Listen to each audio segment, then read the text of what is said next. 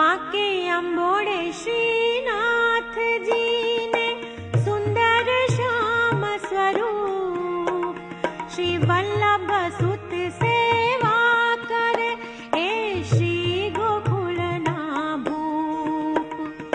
पाग बांधे वालो जर कशी ने सुंदर वागा सार, पटकाते छे पंचरंगना सजियाते 16 श्रृंगार।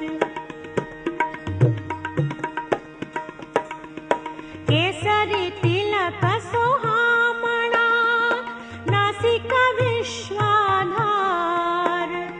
चिबुकनी अति कांति छे कंठे मोतीना हार।